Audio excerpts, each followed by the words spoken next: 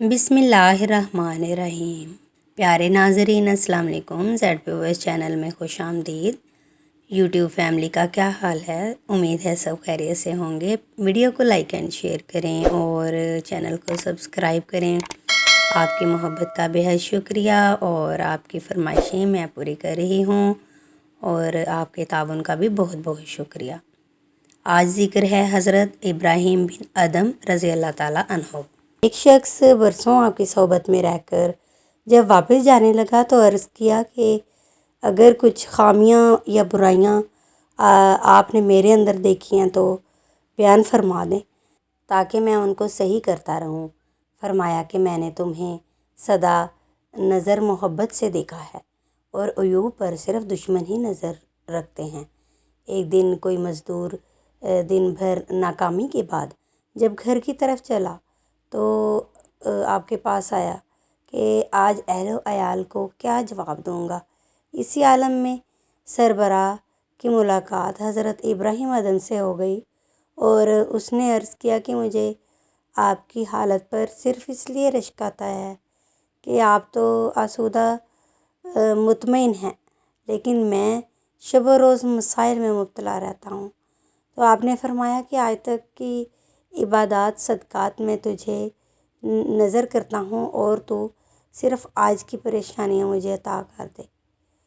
خلیفہ معتصم باللہ نے جب آپ سے آپ کی مصروفیات کے متعلق سوال کیا تو فرمایا کہ میں نے دنیا و آخرت ان کی طلبگاروں کے لیے وقف کر کے اپنے لیے آخرت میں صرف دیدار الہی کو منتخب کر لیا ہے۔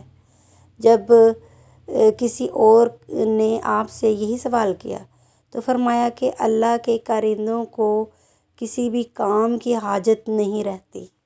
ایک مرتبہ ایک حجام آپ کا خط بنا رہا تھا، کسی نے عرض کیا کہ اس کو کچھ معاوضہ دے دیں۔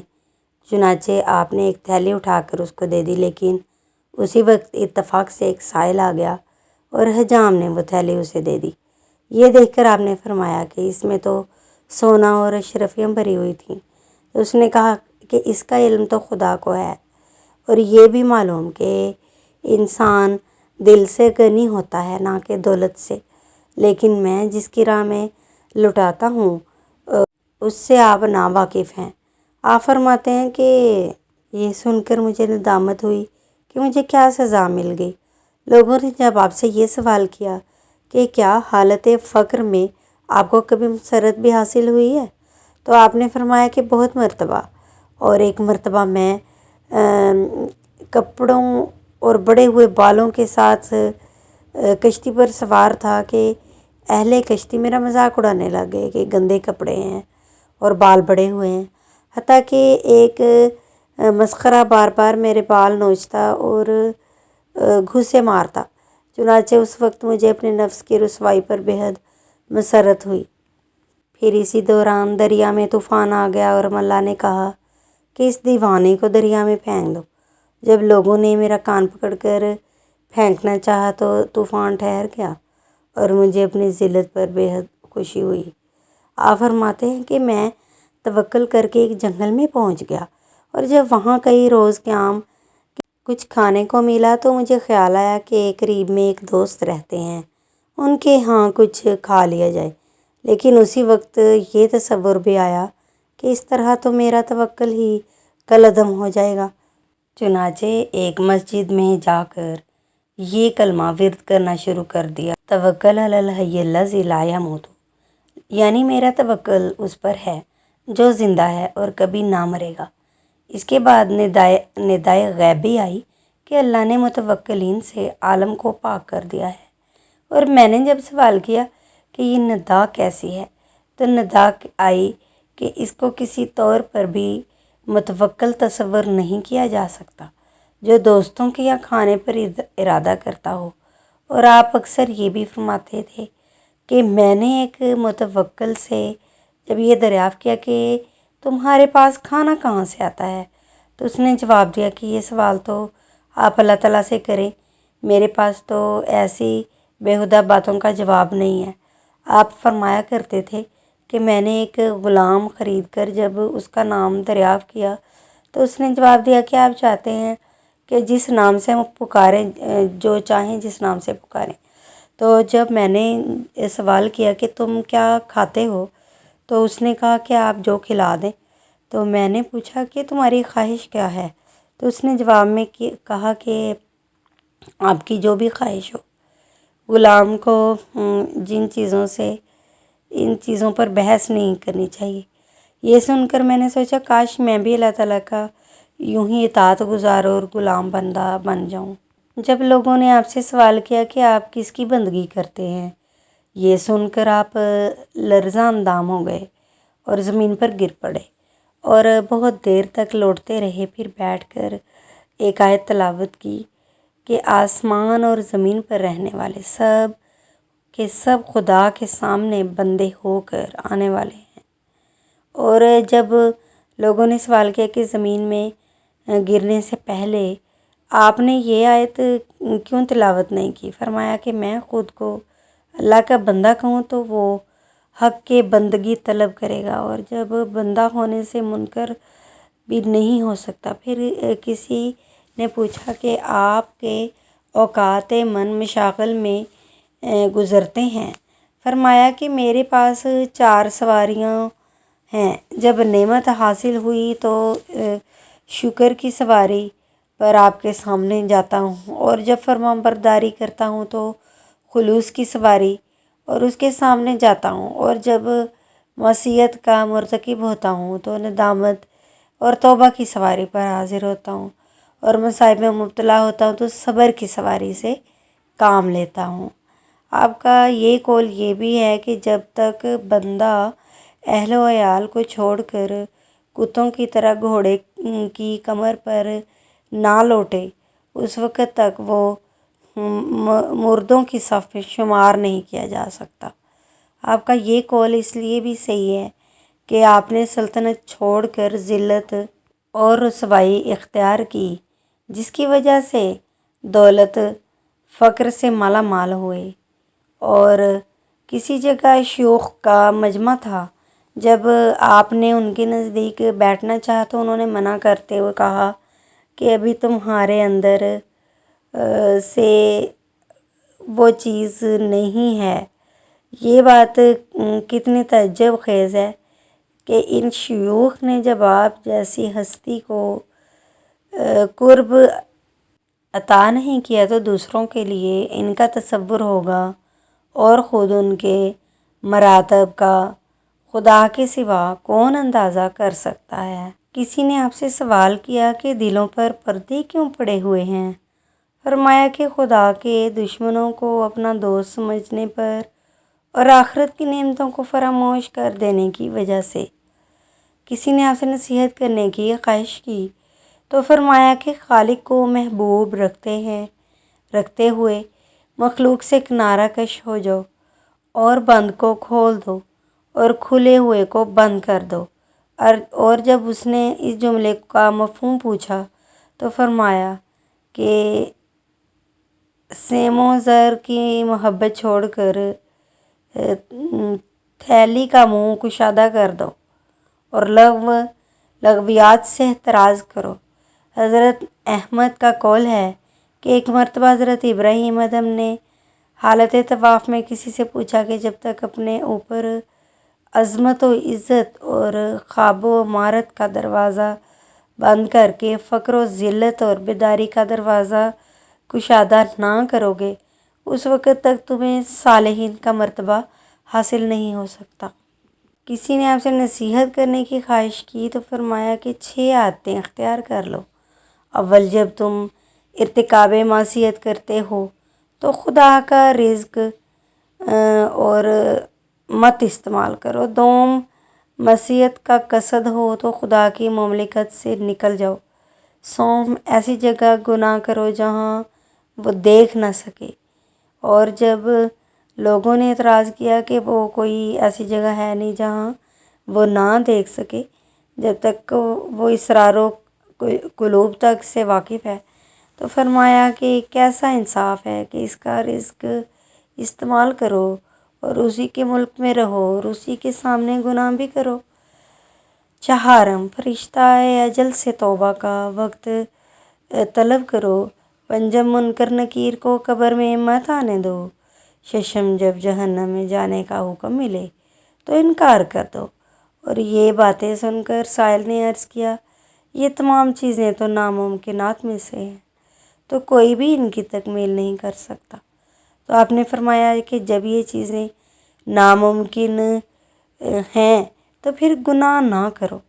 یہ سن کر وہ شخص تمام گناہوں سے تائب ہو کر اسی وقت آپ کے سامنے فوت ہو گیا۔ اور جب لوگوں نے آپ سے دعاؤں کی عدم قبولیت کی شکایت کی تو فرمایا کہ تم خدا کو پہچانتے ہوئے بھی اس کی اطاعت سے گریزاں ہو، اور اس نے قرآن و رسول سے واقف کیا لیکن تم نہیں ہو، اور اس کے احکام پر عمل پیرا نہیں ہو، اس کا رزق کھا کر بھی شکر ادا نہیں کرتے، جنت میں جانے اور جہنم سے نجات پانے کا انتظام بھی نہیں کرتے، ماں باپ کو دفن کر کے بھی عبرت حاصل نہیں کرتے، ابلیس کو برا سمجھتے ہوئے بھی نہیں بچتے، موت کی آمد کا یقین رکھتے ہوئے اس سے بے خبر ہو، اپنے عیوب سے واقف ہوتے ہوئے بھی دوسروں کے عیوب تلاش کرتے ہو، اور پھر بھلا خود سوچو کہ ایسے لوگوں کی دعائیں کیسے قبول ہو سکتی ہیں۔ ایک مرتبہ کسی نے پوچھا کہ فاقہ کشی انسانیت میں کیا ہے، کیا کرے انسان؟ فرمایا کہ تا دم مرگ صبر سے کام لے تاکہ قاتل سے خون بہا لیا جا سکے۔ پھر کسی نے عرض کیا کہ آج گوشت بہت گراں ہو گیا ہے، فرمایا کہ کھانا ترک کر دو، اپنے آپ ارزاں ہو جائے گا۔ ایک مرتبہ آپ سفر کر رہے تھے، راستے میں ایک سپاہی مل گیا، اس نے جب آپ کا نام پوچھا تو آپ نے قبرستان کی طرف اشارہ کیا۔ اس پر سپاہی کو بہت غصہ آیا اور کہنے لگا، مجھ سے دل لگی کرتے ہو؟ وہ آپ کی گردن پر رسی ڈال کر زد و کوب کرتا ہوا آبادی میں لے آیا، اور جب اہل قریہ نے سپاہی سے کہا کہ تم نے یہ کیا ستم کیا کہ حضرت ابراہیم بن ادم کو لے آئے، یہ سن کر اس نے معافی طلب کی اور فرمایا کہ تو نے ظلم کر کے مجھے جنت کا مستحق بنا دیا، اس لیے میں تجھے دعا دیتا ہوں کہ تو بھی جنت میں جائے۔ اور اس کے بعد کسی بزرگ نے اہل بہشت کو خواب میں دیکھا تو ان کے دامن موتیوں سے لبریز ہیں، اور جب ان بزرگ نے سوال کیا تو بتایا کہ ایک ناواقف نے حضرت ابراہیم بن ادم کا سر پھوڑ دیا تھا، اور ہمیں یہ تعظیم ملی ہے کہ جب داخل بہشت ہوں تو ان پر موتی نچھاور کیے جائیں۔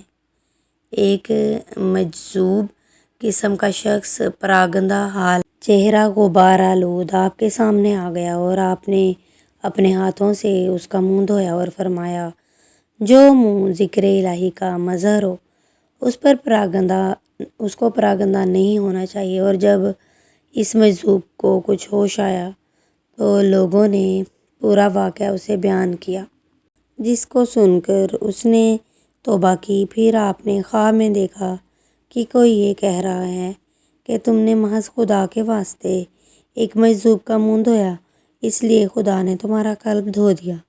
اور حضرت محمد مبارک صوفی کہتے ہیں کہ ایک مرتبہ میں نے آپ کے ہمراہ بیت المقدس کے سفر میں دوپہر کے وقت ایک انار کے درخت کے نیچے نماز ادا کی، اس وقت درخت سے ندا آئی کہ میرا پھل کھا کر عزت افزائی کیجیے، چنانچہ آپ نے 2 انار توڑ کر ایک مجھے دیا اور ایک خود کھایا، لیکن اس وقت وہ درخت بھی چھوٹا تھا اور انار بھی ترش تھے۔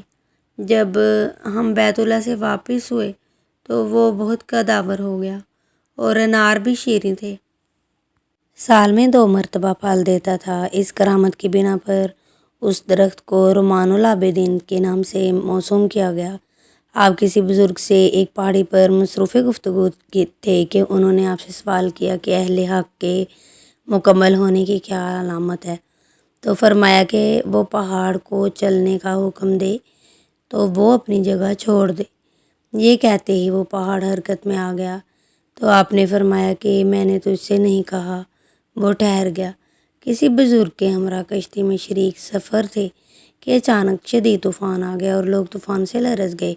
اسی وقت غیب سے ندا آئی کہ غر کعبی کا اندیشہ نہ کرو کیونکہ تمہارے ہمراہ ابراہیم ادم ہے۔ اس آواز کے بعد طوفان تھم گیا اور ایک مرتبہ کشتی پر سفر کر رہے تھے تو شدید طوفان آ گیا تو آپ نے قرآن کریم کی تلاوت فرمانی شروع کر دی اور دعا کی کہ یا اللہ ہمارے ہمراہ تیری مقدس کتاب بھی ہے اور ہماری غرقابی سے یہ بھی غرق ہو سکتی ہے، ندائی ایسا نہیں ہوگا۔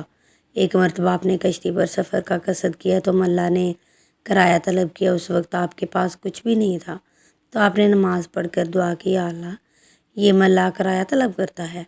چنانچہ اسی وقت پورا ریگزار سونا بن گیا اور آپ نے ایک مٹھی بھر کر ملاح کو دے دی۔ ساحل دجلہ پر آپ اپنی گدی سی رہے تھے کہ کسی نے آ کر کہا کہ حکومت چھوڑ کر تم نے کیا حاصل کیا؟